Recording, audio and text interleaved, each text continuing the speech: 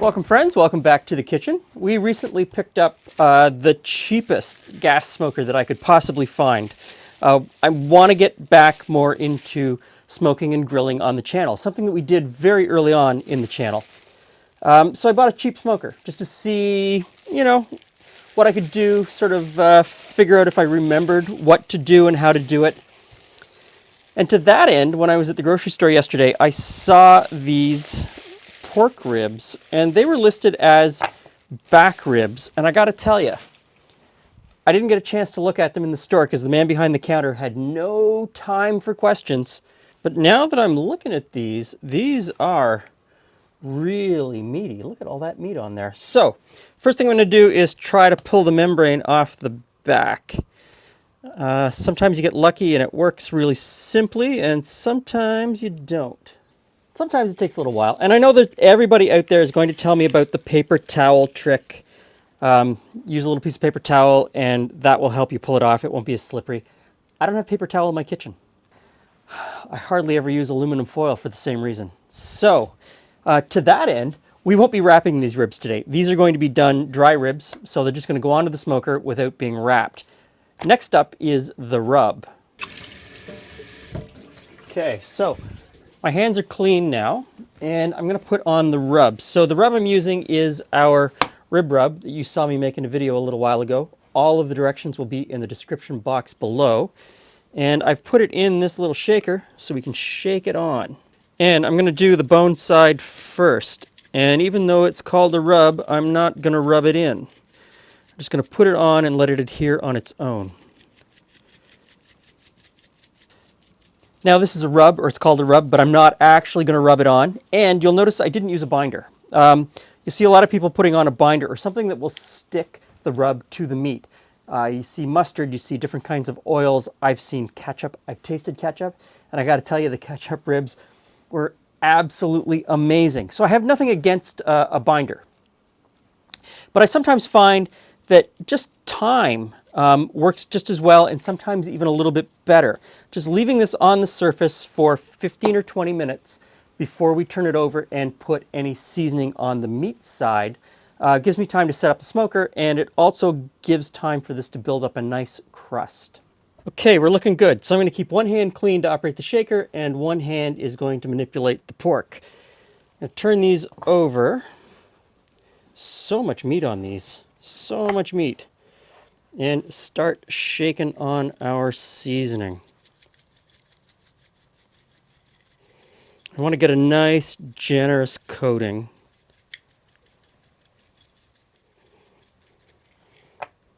And all over. So I want to get the ends as well, and up here on the shoulder. Last little bit, and now I'm going to let these sit for another 15 minutes, and then we'll take them out to the smoker.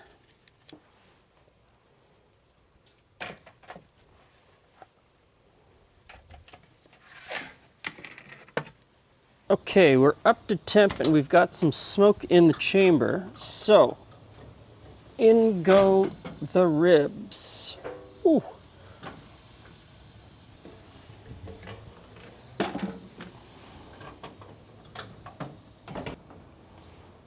Okay, so I'm not going to mess with this for at least 2 hours, unless I have to put more wood chips in. So I'm using maple chips today, and I would love to have a temperature somewhere between 2 and 225 degrees Fahrenheit.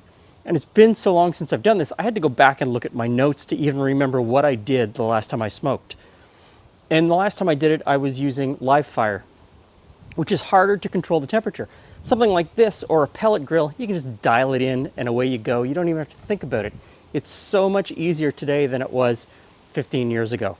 So, 2 hours, we're gonna let it go and we'll check back. Okay, we're 2 hours in, and I'm gonna say we're still not even close. Now, I'm not gonna sauce these. So I've got this spray bottle with some vinegar, apple cider, and a little bit of our sauce mixed in. So I'm gonna give these a really good spray.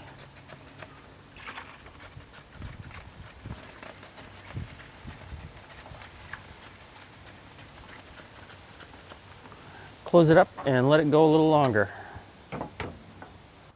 Yay! The ribs have arrived! Hey, Jules. So, massive pork ribs. It's been a long time since I've cooked ribs. It's been a long time since I've smoked ribs.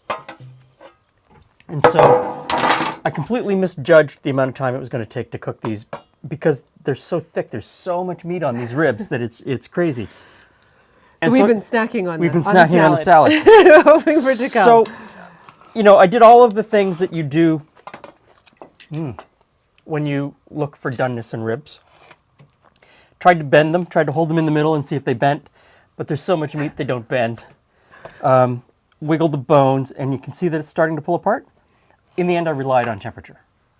So pork is done at 145 degrees, but for ribs, you want to go to like 190 to 200 to let the fat render out, and that's kind of where I ended up. Let's cut them open and see. Enough talking. Let's eat.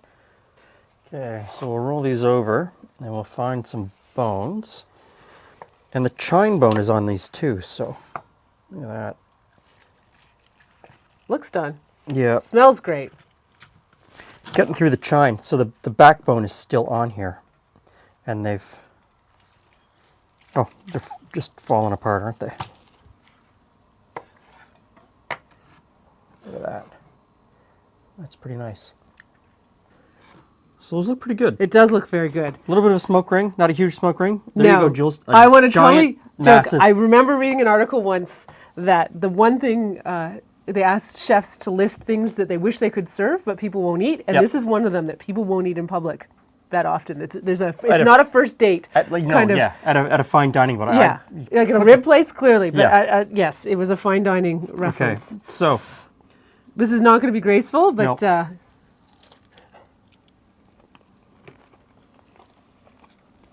Oh, I'm steaming up my glasses. Are good. That's really good. There's so much meat on there. And the flavor, the smoke is right inside, and it's juicy. And it's not... I feel like I've got a big rib smile extending off my mouth here. So people talk about fall off the bone ribs. And I'm not the biggest fan of that. I'd like to chew the meat a little bit. And this is somewhere in between, like it's almost fall off the bone. It's definitely very flavorful, very moist, and hits all of those classic, how to rate something that is pleasant to eat.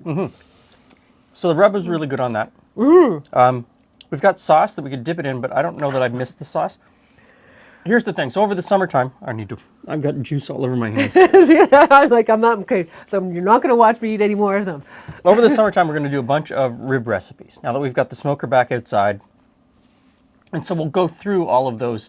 We had ribs in St. Louis, we've had them in Memphis, we've had them, and so we're going to go through all of those regional dialects because rib barbecue changes across the United States, and in some places it can change from county to county. Yeah, it's incredible how many different ways you can cook a single ingredient, like really one single ingredient kind of thing with some over bits. Charcoal and smoke. Yeah. And then you change the sauces, you change the rubs, and so we're going to try to explore that. And I don't know that I'm going to do it justice, but I'm going to try. We are not pit masters. Not a pit master. Not a pit master. Not at all. So, give these a try.